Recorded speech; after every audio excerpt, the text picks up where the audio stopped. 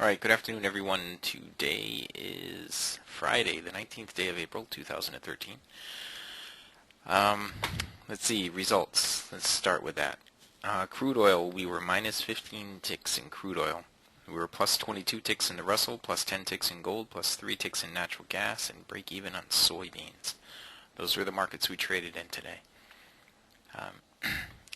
On the month, let's go over this. On the month, I've updated my spreadsheet. We have a gross gain of $3,585 per contract so far in the month of April. 1, 2, 3, 4, 5, 6, 7, 8, 9, 10, 11, 12, 13. 13 trading days, that is. Okay.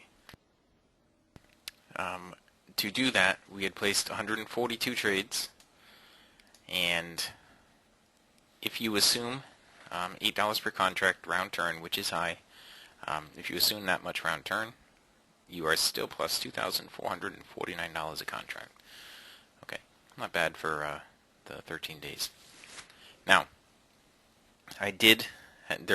obviously I was out Monday and Tuesday this week, so there were a couple days off right there that we didn't trade, and they were pretty active days. Had we traded those days, we'd probably be up over $4,000 right now. But whatever, we're still up $3,585. $35.85 per contract in the live trading room, and that is where it stands. Okay.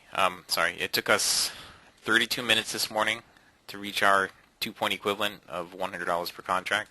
It took us 6 trades, and we had 12 trades today in total. Okay, 12 trades in total today. Crude oil was rough on me today. Again, I don't know if I was ever up on crude. I don't think I was. I think I was down from the very beginning on crude. Anyway, if you have not taken a free trial with us, go to www.cfrn.net/apply. Sign up for the free trial. In your free trial, you get 5 business days in our live trading room, and you will, you get 5 business days in our live trading room, and you'll be sent an email with a link in it to a video that tells you how to download the charting platform, how to install our indicators, and how to get started with everything. It'll actually even give you an email address to email me to ask for my layout, so you can load the layout and your charts can look just like mine from the start of your trial. Okay? We do recommend that you go through the video, you download the charting platform, you install the indicators, so you can actually experience the stuff during your free trial. You do get 5 business days with this. Alright, let's move on to the trades. We had a partners meeting last night. It lasted till about 11:45. It was a good meeting. I thought we covered a lot of good stuff in there, and we have it. We should have it out on our server. Out on our website. Hopefully sometime today. I think. Hopefully sometime today we'll get it out there on our website. Okay. Alright, here we go. The trades that I took in the live trading room. The first trade that I took here on crude oil, I'm going to start with the crude. I'm just going to go from the left to the right. I'm going to start with the crude oil. That's the farthest to the left. My first trade here was just like this. Alright, there was a trend line. We had a down close below the trend line with a red cycle and bearish divergence down here on the slingshot. I took the short entry right there. I took a break even on the trade, and I was out of it. My next trade on crude oil, I stopped out minus 8 ticks. My next trade on crude oil, I stopped out break even. My next trade on crude oil, I made a little bit. I think I made 1 tick on that. And my next trade on crude oil, I lost again. That put me down 15 ticks on crude oil right there. Alright, now along the way in here, I missed a couple more trades. There was an up close right here we could have taken a long on, an up close right here we could have taken a long on. Up close right here we could have taken a long on. A down close right here. This one would have lost. All those other ones that I missed would have won. This one would have lost. Alright, had we taken that one. Over here we had a test of the BBC with a down close, but we didn't have any divergence really over there, so we couldn't take anything there. There was a long trade in here that I missed. Another short trade in here that I missed. And that was pretty much it on crude oil. Crude oil was, it was difficult today. I'll just say difficult. Okay? It wasn't easy trading crude today. But anyway, there were other markets to make up for that. Alright. Let's bring the Russell over, because once again the Russell is the place where I made my money today. Typically the Russell isn't the place where I make my money. Typically it's on gold and crude oil, but I'm trading minimally in gold right now because of the volatility. I'm not doing a lot of trading in it in the live trading room. So I'm just trading other markets that are moving around pretty well, like the Russell, for instance. Our first trade in the Russell was right over here, and this is sort of a textbook trade straight out of the picture. This picture right here. All right, doesn't this look familiar? You get your bearish cross, you pull back toward the BBC, but it doesn't actually hit it because it's got so much momentum. You get a down close below the trend line, but the cycle is blue. So you take the down close, the confirmation of the down close below the trend line to get short. That's what we did. We did that here. We missed it here. Now there were a bunch of opportunities to do it in here that we had actually missed. There was one here. There was this one we got. This one we missed. We just got, I think we got 10 ticks out of this first trade, but at the time we were down on crude oil at the time. All right, then we got, I think over here we got another 10 ticks or something like that. We got 7 ticks on this, and we got 10 ticks on this. All right, when it spun around, we missed this nice trade right in here on the Russell. I don't know if we missed it or if it was going into the weekly trading zone on the ES, but there was a trade in there. We got that one. We got long in here, and then we got out at break even really quick. We didn't take anything in here in this choppy period right in here. We didn't take any trades all the way over to here. This was our last trade that we took. We got out of that at break even. We missed one in here, and I don't think we missed one in there. We took one here. We got a little bit of profit on that one. We missed one here. We missed the profit on that. And that was pretty much the end of the morning session. Okay. That was the end of the morning session for the Russell. We ended plus 22 ticks on the Russell. Okay, plus 22 ticks on 5 trades. No, not 5 trades. 4 trades on the Russell. All right. We'll go to gold. I only took 1 trade on gold today. I'll show it to you. There were a bunch of them, but this was the only one that I actually took right in here. All right, I shorted this right here. It was a nice setup. Again, straight out of the picture. If you were to look at this picture, I mean, this is a crude oil picture from January, I think. But we were trading, you know, it's the same thing. It's the same setup, same set of indicators, same everything on every single market that we trade, same time frame on every single market that we trade. Well, right in here, we were looking for the down close below the trend line, just like we show right here, the down close below the trend line. We got short on that down close, and it dropped down about 16 or 18 ticks. I moved my stop to plus 10 ticks, and it came back and got me out at plus 10. All right, that was my 1 trade on gold this morning. That's not to say that there were not a bunch more trades, but it's just that gold is just very, very volatile lately. You know, there was a long trade in here. There was another long trade right here. Would have stopped you out. There was, oops, sorry. There was there was a short trade in here, right here that would have worked. A short trade here that would have worked. A long trade here that would have worked. A long trade here that would have worked. Long trade here. I'm in a short trade here. That would have given you just a little bit, probably a break even for me. A long trade in here would have been okay. A long trade in here would have been okay.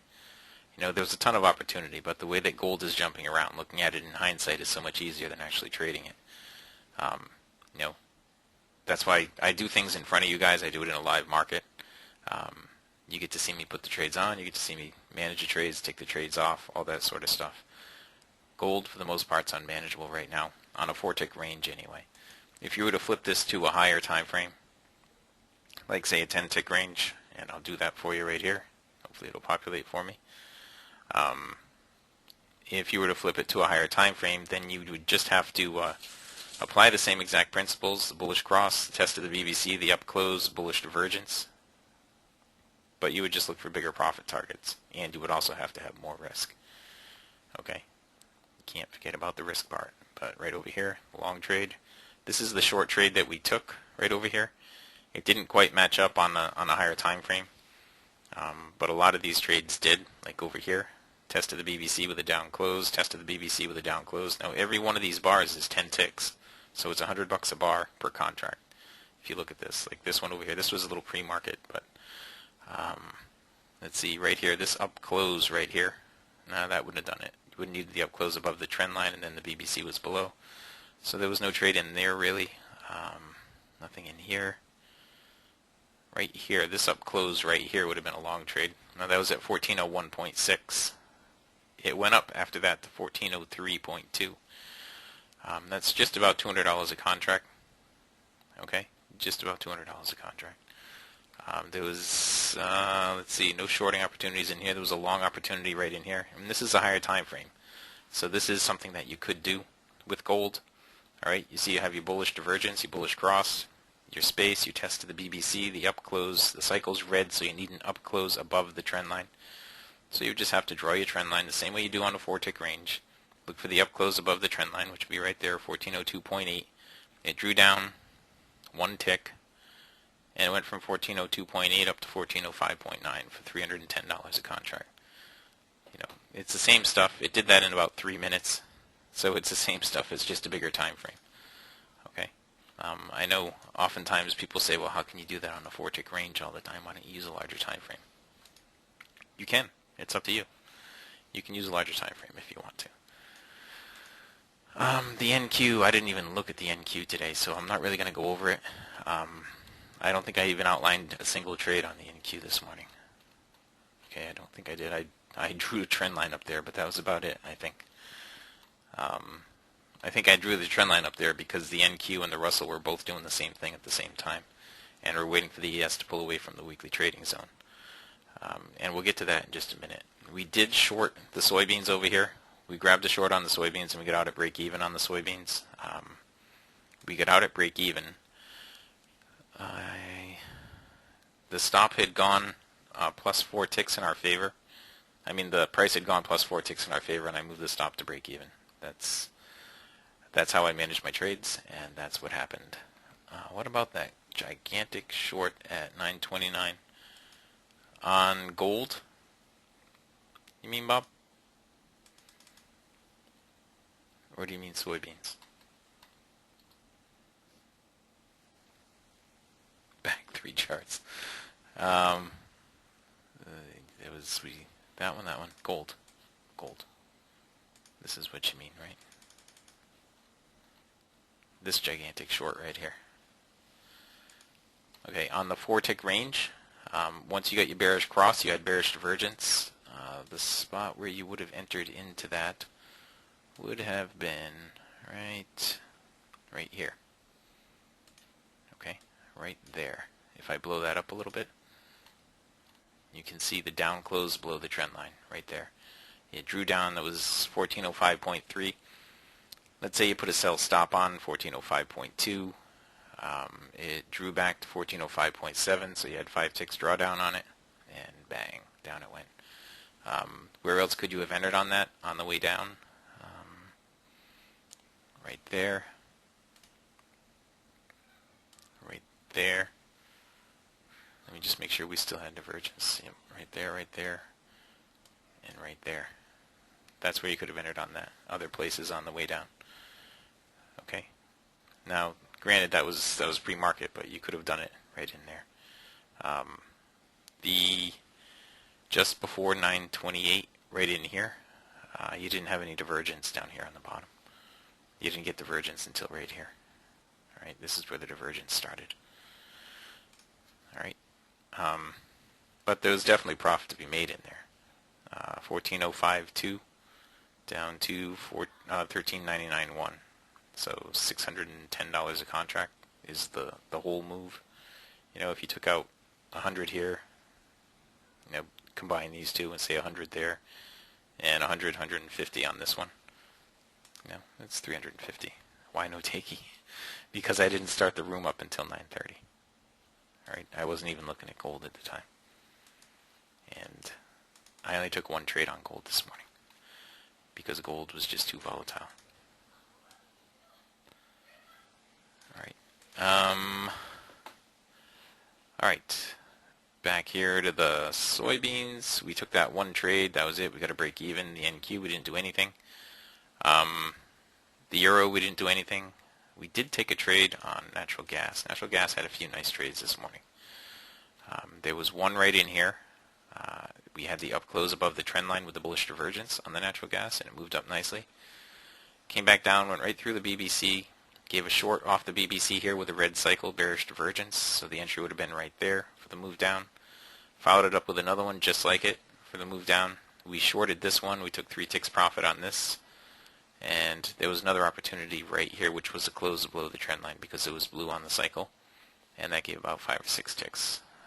Turned around, gave an opportunity on the long side right there, and that was where we stopped watching it. Okay, now let's look at the ES here, because I know Dwayne's already gone over a bunch of stuff with the ES. The ES this morning was, well, it started off okay. It gave a shorting opportunity right in here that was good for 2 points. Then it sort of faked us out on the long side, right above the weekly trading zone for minus 2 points. Faked us out on the short side, right on the other side of the weekly trading zone for another minus 2 points. So that would be a total of minus 2 points between these 3 trades. Then it finally made a commitment to the long side, and it got moving, and it did. It moved. There was, if you were taking the trades, there was +2 on this, at least +2 on this, and again over here. Okay? That's what it has. Right now it's suggesting it's going to move back down to the weekly trading zone. But when it was down here this morning, I drew this box in here pretty early on. And I said, if we break down below this box, we could go all the way down to 1533, which was the low, the weekly low. And that's really what I was anticipating, but it didn't happen. We broke down below the box just a little bit, and it turned around. And we were looking for the rally in here, and we were watching for the rally. And it finally happened over here. Just about 11 o'clock. The rally finally started to kick in, and to get us back up above the weekly trading zone. All right, so I suspect we will end above 1542, 1543. I suspect we will close the day above there. It's a very high probability. But that was that. That was our whole morning. So we ended, again, we were down 15 on crude, we were up 22 on the Russell, we were up 10 on gold, we were up 3 on natural gas, and we were flat on the soybeans. All right, it took us 6 trades to make our 2-point equivalent this morning, and it took 33 minutes.